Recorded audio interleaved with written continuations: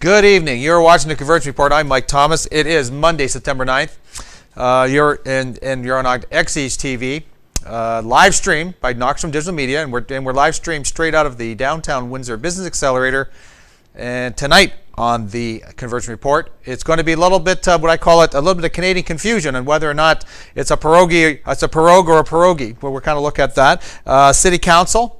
City Council, we're going to take a look at what's happened since I've been here last. Kind of took a week off with my son's wedding and everything. I'm back now, but we're going to take a look at City Council, and it's quite possible, as I call it, the Waffle House, on whether or not they changed their decision going forward in regards to the by-election replacing Percy Hatfield, whether or not it's going to be the by-election or continue with the appointment process. There's been a little bit of a shuffle since then, so we'll take a look at that. And of course, my Facebook karma. We kind of want to take a look at what's been happening around Facebook. And of course, it was the Lions' official opening day at Fort Field, and I was there, and a little bit of tailgating and a little bit of fun and a little bit of football. Again, you're watching the Convergence Report. I'm Mike Thomas, live stream by Knoxstrom Digital Media, outside of the Downtown Windsor Business Accelerator on XE's TV. We will be back right after this.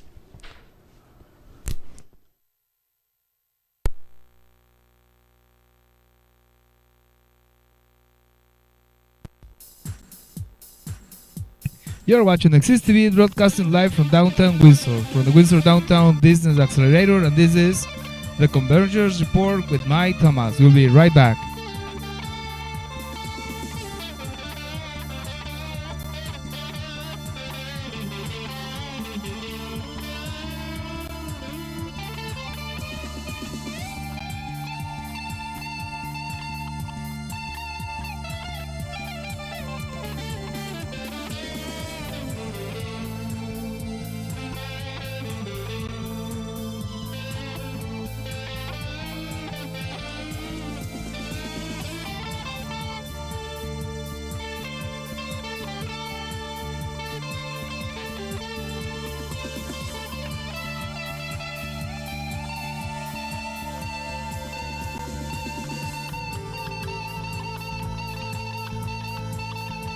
You're watching the XE's TV, broadcasting live from downtown Windsor, from the Windsor Downtown Business Accelerator, and this is the Convergence Report with Mike Thomas. We'll be right back.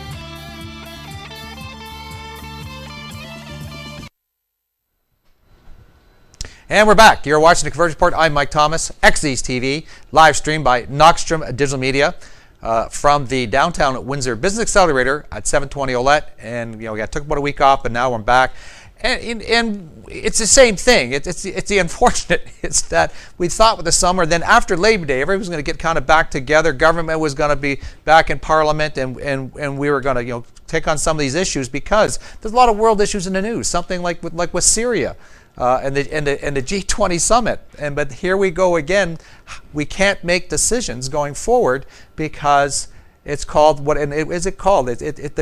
Stephen Harper again prorogued the government, and it's not the first time. We're looking at about the third time he's done this, and everybody says, "Oh, it's okay for him to take a couple days off," but he doesn't seem to want to come back and face Parliament. So we kind of wonder whether or not the Canadian, if they can put the slide up for me, Alex, in regards to the Canadian confusion, because he was in Russia, he was over in Europe.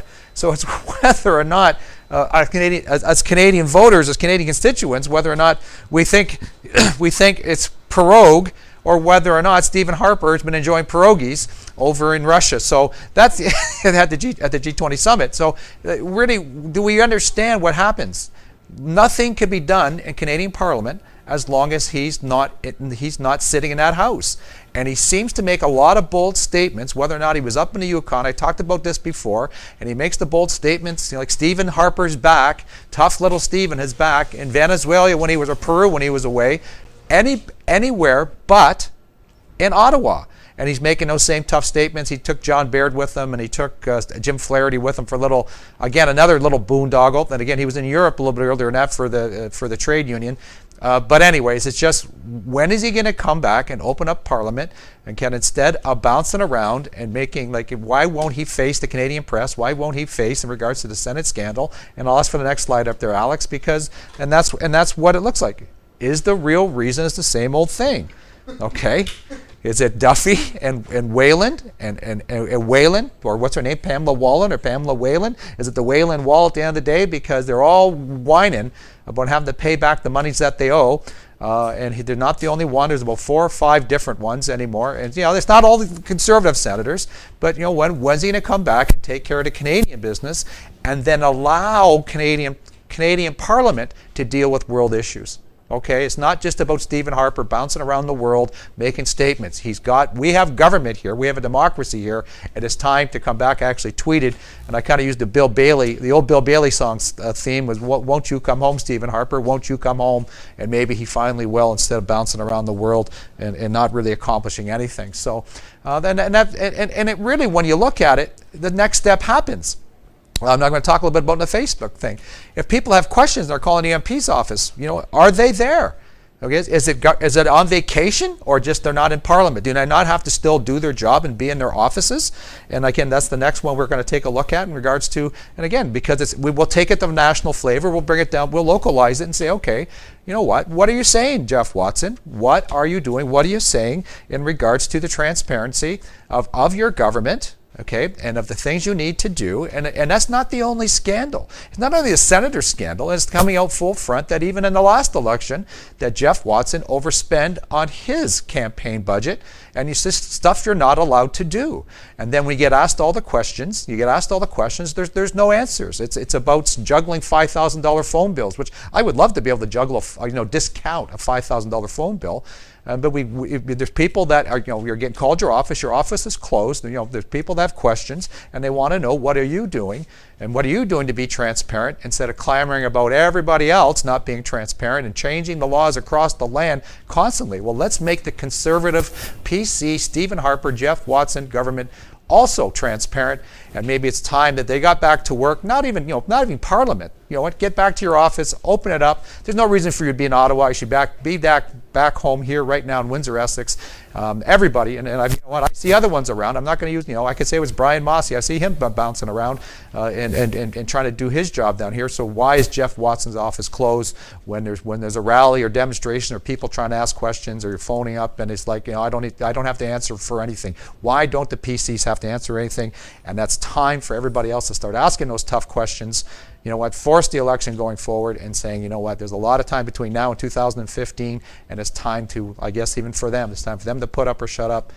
Okay, this is the Convergence Report. I am Mike Thomas. XE's TV, live streamed by Knockstrom Digital Media, right from the Downtown Windsor Business Accelerator at 720 Ouellette. I will be back to talk more stuff in regards to City Council right after this.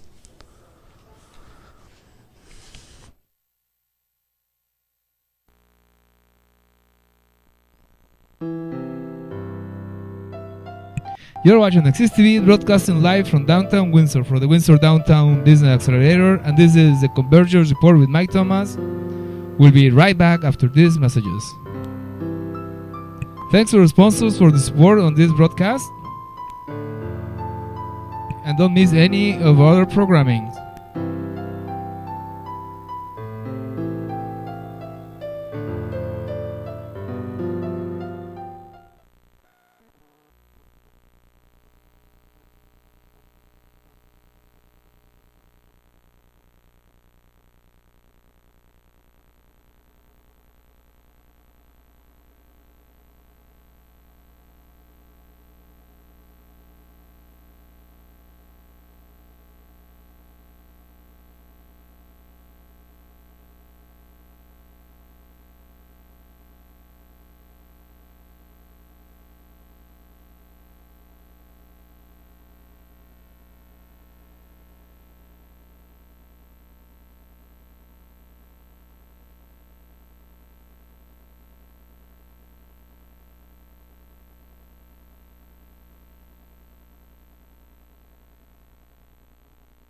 You're watching Axis TV, broadcasting live from downtown Windsor, from the Windsor Downtown Business Accelerator, and this is the Convergence Report with Mike Thomas. We'll be right back.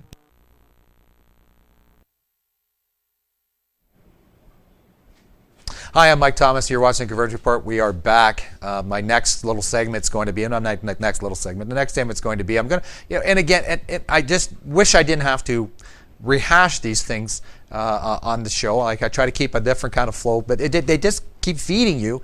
At the end of the day, it's Windsor City Council tonight. It's Monday, and they're going to again revisit. After another couple weeks have gone by, going to revisit whether or not we're going to call a by-election for the vacant ward seat. I think Ward 7 that Percy Hatfield gave up before he moved on to Ontario provincial politics. And it was all kind of set and done and set in stone. And it was August 26th when I talked about this a couple weeks ago. And everybody had their own idea, and the votes were all being taken place, and everybody, but even, the Dilkin statements in regards to, everybody was kind of waffling, and that's why I call it, the Waffle House is up there. Okay, is this the Waffle House? Is it a flip-flop? I could have put Pancake House out there, but it's the exact same thing. It's like flipping the pancakes back and forth. Okay, will we talk about this until December, or will they set it tonight, or will we set it tonight and decide so that they can get this election, get that 60-day period going, get it done, get a new person in place that can actually help the constituents of Ward 7 and go forward. And that's how silly it is. Really, they were talking about the cost, and they said, well, no, we want a point. Then it came up to be that we want to, how about a point in a second place finisher, Angelo Marignani, and for some reason that didn't pan over too well with somebody. I don't know who it was. And then we kind of looked at who voted for who voted for what at the end of the day. It looked like it was... I just want to try to find it here for a moment. It looked like initially, Mara, Magnier, Halmstad, and Francis were I think they were for it. The other ones weren't. Ron Jones was one that wasn't, did not want to do it. And then after that meeting, they kind of looked like they were going toward an appointment. Well, now it became like who's to appoint, what should we do? And again, you're looking at kind of like political interference or political influence when you're trying to select a councillor, giving him kind of a running start into the next election, it was a hard pill to swallow for people that really look at who follow it, the democratic process. People don't like appointments. It really leaves a bad taste in a lot of people's mouths. So all of a sudden, out of the blue, and as reported in the Windsor Star, was that Eddie Francis said, well, you know what, I've all of a sudden talked to 7 candidates, that very interested candidates. We should really kind of take a look at this again. And then once he kind of put that out there, then I guess the process would be one of the people that voted for not having a by-election has to come forth, and they're the ones that have to put the motion forward. And it looks like as Ron Jones, Windsor City Councilor Ron Jones, has decided that he'll be the one to do that, and which reopens the debate. And the debate's going to be tonight on whether or not that they're going to go with an election. And it's kind of, if you're kind of looking at kind of a little kind of push, as we say it, that Eddie Francis has given us a little bit of push to make sure that there is a by-election, which is a good thing at the end of the day, because as I reported before, that's how this young this young councillor Eddie Francis was elected in the first place, was in a by-election. So that maybe took a little pressure, a little heat from that, saying you got in this way, why can't I get in this way? So they are going to be discussing tonight. Looks like the motion is going to be made by Ron Jones, that he has kind of changed his mind and is looking at the importance of the democratic process. So again, we will report, Convergence Report will report on what's happened with that. Hopefully will be the final decision, and that we can get, if it goes for by-election, let's get it going, let's get it started, let's get it done in a timely basis. I know it's this sunburn, people are going to probably complain about the weather, whether or not we have it in the summertime, we have it in the wintertime, we have it in the fall. Somebody's always going to complain that it's not the right time to have an election, but let's hope there's going to be an election, do the due democratic process, and we'll see what happens. Hopefully next week we'll see what happens, and we'll see how long the debate takes this time, or whether or not they've had now an additional couple of weeks to talk about it, to to lobby, to caucus, to do what they need to do to make a final decision going forward. And again, we'll report out on that next week. So we'll leave that one. We'll leave the Waffle House there right now. We'll leave that at that. I'm Mike Thomas. You're watching Convergence Report, X's TV, live streamed by Knoxstrom Digital Media from the Downtown Windsor Business Accelerator. I'll be back right after this.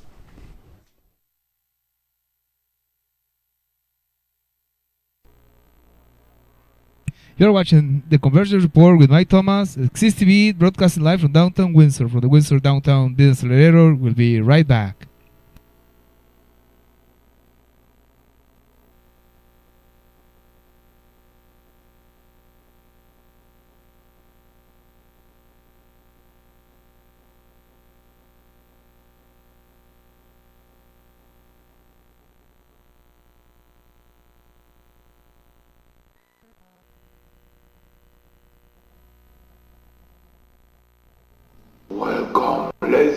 gentlemen, to another edition of this program, Beyond the Incredible, a wild ride to the brink of madness. As always, presenting the topics others might be too afraid to expose to the public. But let me tell you, the truth is beyond incredible, as it is the title of this program. Fasten your seatbelts and enjoy the ride.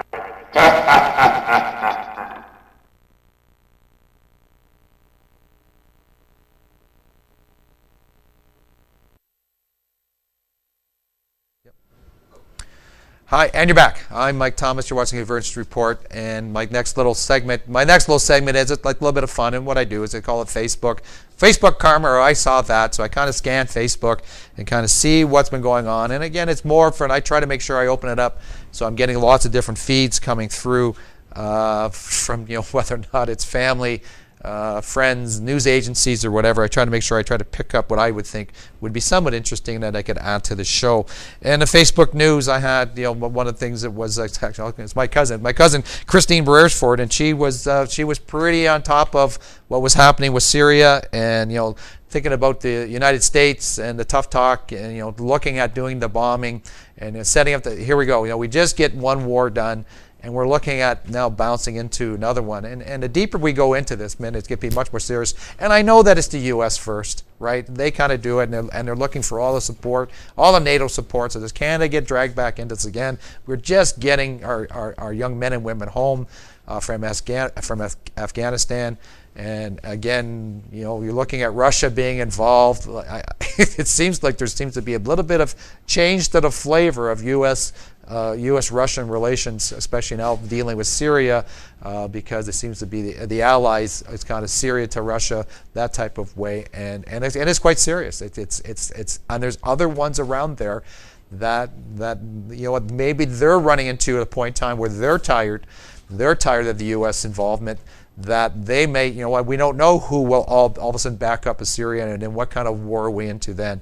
And there's some very, very, you call them dangerous countries, scary countries, that maybe we have nuclear restraint that we have in North America. And I think Russia's getting their act back together. When they kind of tore apart, they really had a mess with a lot of their nuclear weapons, kind of almost like their unsecured type situation. And here we have other countries that have the capability, have been practicing. Are they ready to use it? Are they not afraid to use it? That's always been a great debate over covering nuclear arms agreements. That you guys get to play with your toys. Why can't we play with our toys? In a war that begins, what's been happening in the Mideast, or that part of the world, can certainly escalate, and it doesn't seem like they have a problem using some of the different technologies that are out there as far as we've been seeing on the news so far. But in leading and saying all of that, really what it is I kind of looked at the statement she made. It's like, everybody call their MP. So I'm dragging it right back to Harper. Well, how do you call your MP when the Parliament's been prorogued, okay? They're no longer meeting, and we're having these huge world issues that are scaring people enough that they're making the effort to comment and saying, this is what we need to do. We need to talk to our government. We need to say, be careful launching into this, okay? And that kind of pun with nuclear attack, but careful launching into this, and be careful, okay, of being dragged into this again. And why can we not be in Parliament? Why does Harper, and I keep lambasting him terribly, is at the end of the day, why, just get back to Ottawa. That's where you're supposed to be. That's what you're paid to do. Get back and do your job. And there's people asking questions, and make the members of Parliament get back to their offices. It doesn't seem like that's too much to ask when you're in one of the most trying, and dangerous times of our recent history, and I think people need to be able to do that, and understand that. So that's some of the, that's something a bit bigger, I guess, at the end of the day. But one that's kind of caught on there was the first Robotics Canada tournament. Windsor's been awarded this Windsor-Essex permanent home of this. Regional tournament starting in April 2014. They had major partners and sponsors were at hand for the great announcement today, which was We Tech Alliance, Valiant Corporation, Centerline Windsor, Rico International Group, St. Clair College, University of Windsor, City of Windsor, and the town of Lakeshore. All were involved in trying, again, with some of the recent successes we've had, especially with the International Children's Game. This is nice to see that we're getting the look again as people are, I'm not saying afraid, but they're willing to take another look at Windsor and say, yeah, we want to be part of that. We think Windsor brings some good things and sets up a good show, so they're coming in there also. Another one that came up, it was kind of thrown out there, was and it was a CTV kind of feed, CTV national fall election. Okay, after all the other stuff that's going on and all the by-elections, and if you're thinking that Parliament was secure in Ontario, Premier Wynne may say it's possible. She's getting kind of, sounds like she's getting a little tired of, whether it's getting yelled at by the PCs, keep bringing up the same old stuff, the gas plants, and they're running into some of their own, I'm not going to call them scandals, but they're running into their own kind of issues.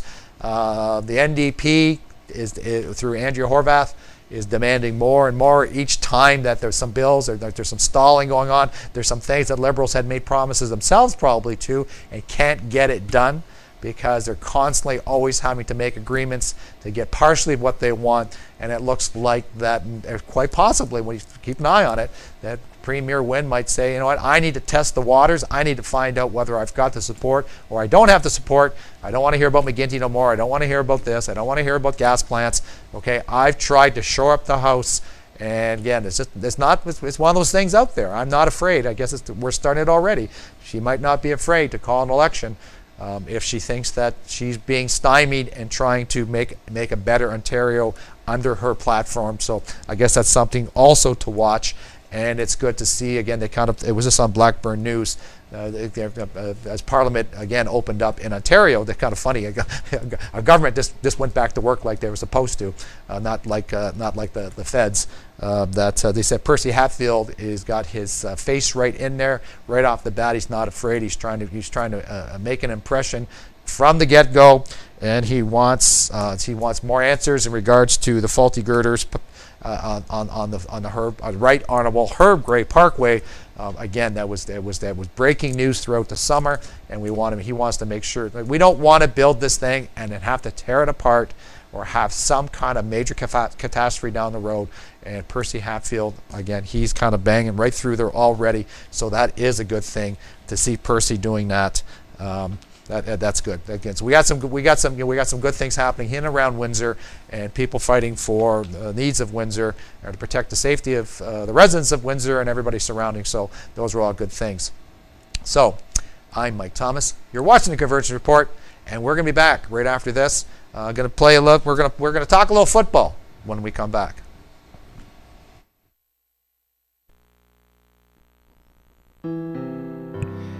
You're watching Exist TV, broadcasting live from downtown Windsor, from the Windsor Downtown Business Accelerator, and this is the Convergence Report with Mike Thomas. We'll be right back.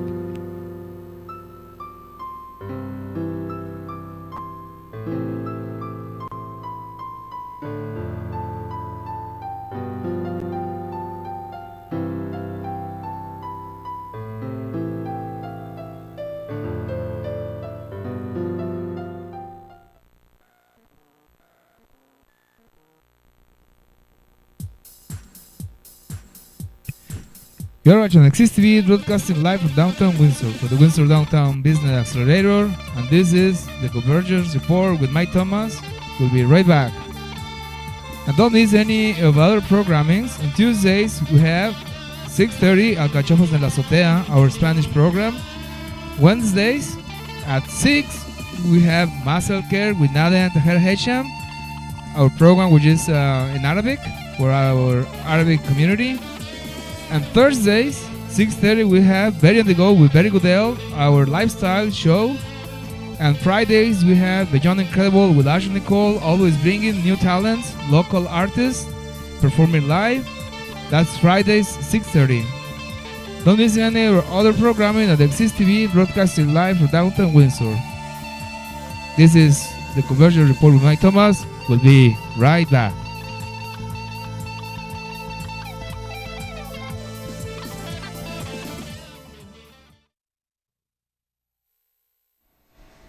Okay, and we're back. You are watching the Convergence Report. I am Mike Thomas, XE's TV, live streamed by Knoxstrom Digital Media.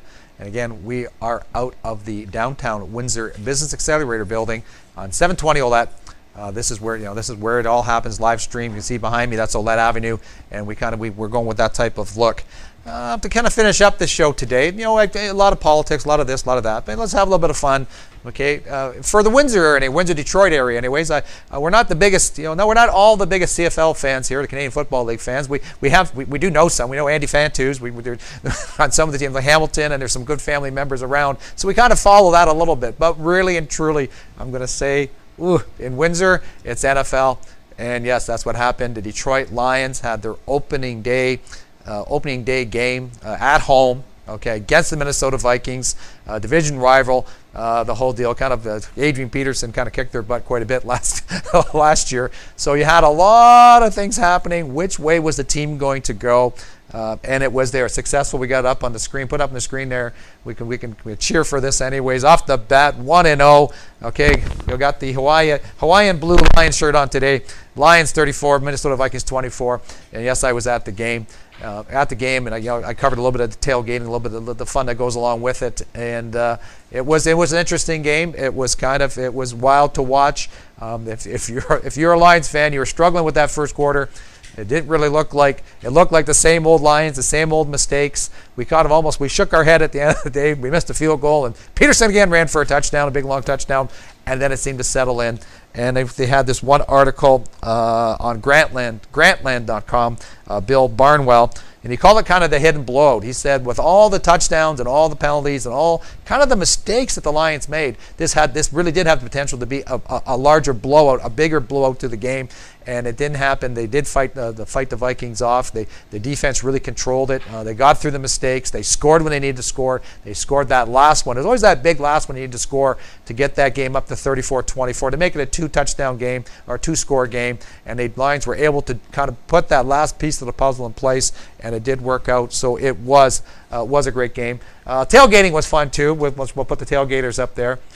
This was, I think, at the beginning. When everybody's kind of all the camaraderie's there, right? All the camaraderie. Viking fans can hang around and can have a beverage with the Lions fans, and playing the beanbag games and doing all the things. And this was over on Brush Street, and it looked like everybody was having a lot of fun. Again, I can tell you, I can go back to the 0-16 season where there wasn't that many tailgaters and there wasn't that many people showing up to the games, and the Lions have really, really brought it back. I know they had a tough year last year, but it looks like they really kind of brought it back and having a lot of fun. So that's it. We're looking forward, and I'm going to try to do this. I'll do this kind of tailgate report more when they're home. We'll kind of see. I'll keep them tuned to what the score was and maybe what happened to the games when they're on the road. So they're going to be away for 3 weeks, back on the 29th September. So we'll kind of look for a little backup report from there. And my next little slide up there, Alex, I'll kind of introduce this. This is more fun on my part. When you're talking football anymore, it's just amazing. It's just amazing how the fantasy side of sports has really taken off greatly. And you now have fantasy football, fantasy baseball, fantasy whatever you want, and you can join as many leagues you want. And I've been in the league for a few years, so we're going to do the University of Windsor report, and I'll kind of keep an eye on that. Kind of when I do my show on Mondays, unless I change my day, we got Monday night. There's a few games left, but the big scores you have so far. Ophir, which is my team, up 132-77 over the Inglorious Repsis. Silver Crush 91 over 62 of Upper Decker. The Green Berets, and I'll kind of post this up. The actual, as the season goes on, we're going to post up the standings so that everybody can kind of see the play. Los Angeles Extreme down there. Minnesota Vikings, a little bit play on words. The Minnesota Vikings 148-118 over the two-peat. That was last year's champ. So the reason I kind of do this is because it's kind of funny. Everybody picks their teams, and the reason I said mine's called 0-4 because basically. From my draft, I was predicted or projected to be 0-17, and this will show you just like football. I'm tough. I hung in there. I got the lead going into Monday night. I'll report on what happens there. But fantasy football, a lot of fun. And you know what? If you keep the same people going each year, it actually you start the rivalries begin, and it does make a lot of fun to watch. So that's kind of the social media side of it. Whether you do play it on Facebook, You can follow it on Twitter, whatever you need to do. Same as you can follow me on Twitter at Writer Miker. I've been kind of put some things up there lately. I'm trying to do it on a regular basis, Writer Miker. Also, Facebook, it's Mike Thomas at Facebook. And, of course, Knockstrom Digital Media on Facebook. Please like Knockstrom Digital Media. You'll see our shows to come up there. You'll see, we'll kind of post them there so you can keep the flavor going. Sometimes we're able to get the announcements prior to, so you don't forget to watch us. Okay? one more slide, okay? Just because they won, okay? I'm sorry. Alex has helped me out there. Just because they won. I did show this a couple weeks ago, but we're 1-0. We're on our way to the Super Bowl, and that was predicted again by Balloonapalooza, who had not a Detroit Lion, but had a lion right beside the Super Bowl trophy, and that is, and some predictions are, is that we're going to make a decent run of it, that we're just going to, magic's going to happen, and you know what, crazier things have happened in any football season, so wait. Balloonapalooza and XE's TV predict Lions in a Super Bowl. Don't forget. I'm Mike Thomas. You're watching Convergence Report. Thanks for watching. I will be back next week.